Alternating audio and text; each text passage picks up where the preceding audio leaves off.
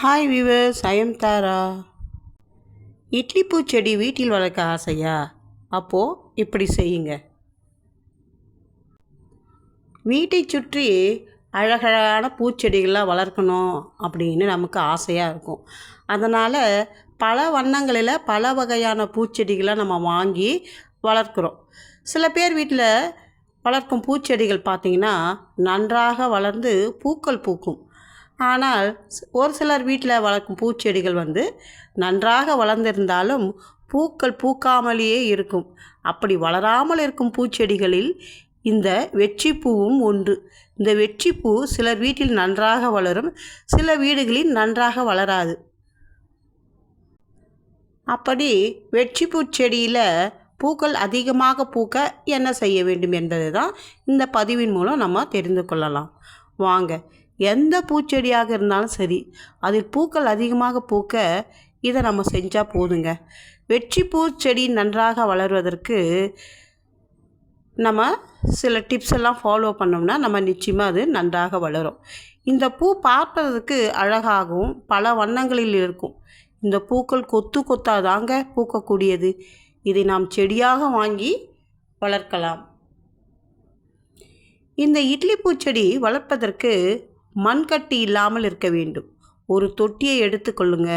அதில் செம்மண்ணை கட்டியாக இல்லாமல் உதிரியாக எடுத்துக்கொள்ளுங்க. பின் அதில் நீங்கள் வாங்கி வந்த அந்த செடியை நீங்கள் நடணும். இந்த செடியை நடுவதற்கு முன் அந்த குழியில் சிறிதளவு மாட்டு சாணத்தை வைக்க வேண்டும். பின் அதன் மேல் இந்த செடியை நடணும். இதுபோல் செய்தால் செடி பிடித்து நன்றாக வளர ஆரம்பிக்கும். இந்த செடிக்கு ஈரப்பதம் அதிகமாக இருக்கக்கூடாது. ஈரப்பதம் அதிகமாக இருந்தால் செடியுடைய வேர்கள் அழுகி செடி வளராமல் போயிடுங்க. அதனால் செடிக்கு ஒரு முறை மட்டும் தண்ணீர் ஊற்ற வேண்டும். இந்த இட்லி பூ செடிக்கு அதிகமாக வெயிலும் தேவைப்படாதுங்க.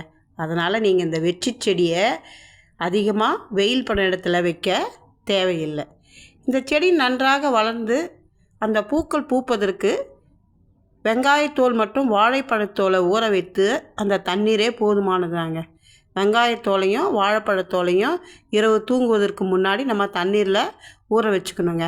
அந்த நீரை வாரத்துக்கு ஒரு முறை செடிகளுக்கு ஊற்றணுங்க. இதுபோல் செய்தால் செடியில் பூக்கள் அதிகமாக பூக்க ஆரம்பிக்கும்.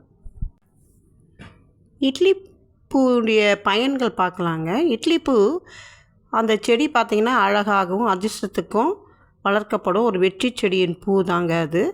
இலைகள் அற்புதமான மருத்துவ குணங்களை கொண்டது. இதனுடைய செடியின் பூக்கள் உடல் சோர்வு காய்ச்சலை குணப்படுத்தக்கூடியது.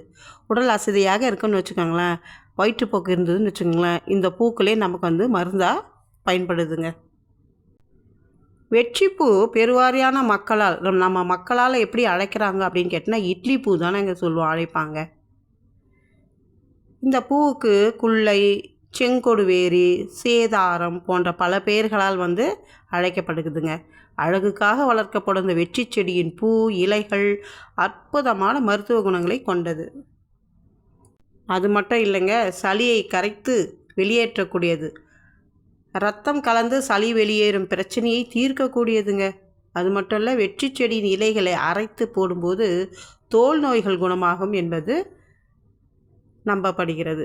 கொப்பளங்கள், அரிப்பு, தடிப்பை சரி செய்யும். அடிப்பட்ட இடத்தில் தசை நசுங்கி இரத்த நாளங்களை சீர்கெட்டு போகும் நிலையில் மேல் பற்றாக போடும்போது புண்கள் விரைவில் ஆறி போகுமாங்க. வயிற்றுப்போக்கையும் நிறுத்தக்கூடியது. பல்வேறு மருத்துவ குணங்களை உள்ளடக்கிய இந்த வெற்றிப்பூவை பசையாக அரைத்து ஒரு ஸ்பூன் அளவுக்கு எடுத்து மோரில் கலந்து தினமும் காலையில் வெறும் வயிற்றில் குடித்து வர வெள்ளைப்போக்கு பிரச்சனை சரியாகும். அதனால் இந்த செடியை நம்ம வளர்க்கிறது மிகவும் நல்லதுங்க. ஏன்னா மருத்துவ குணம் அதிகமாக உள்ள செடி. ஆதலால் நாம் இந்த செடியை வளர்ப்பதற்கு ஏற்ற சூழ்நிலை அமைச்சு நீங்கள் பயன்பட வேண்டும் என்பது என் ஆசை. நான் கண்ட இந்த இட்லி பூ செடியின் மருத்துவ பயன்களை நீங்களும் பெற வேண்டும். ஷேர் பண்ணுங்கள், கமெண்ட்ஸ் பண்ணுங்கள். தேங்க்ஸ் ஃபார் வாட்சிங்.